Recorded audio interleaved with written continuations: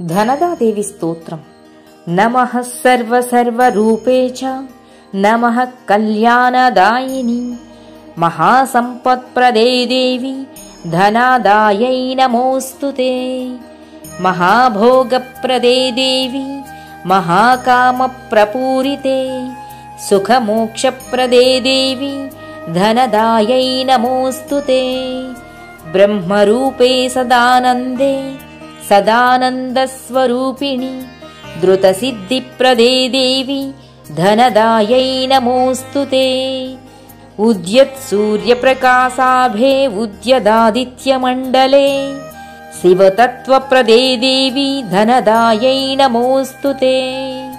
విష్ణురూపే విశ్వమతే విశ్వపాలనకారిణి మహాసత్వగుణానాం తే ధనదాయై నమోస్తుతే.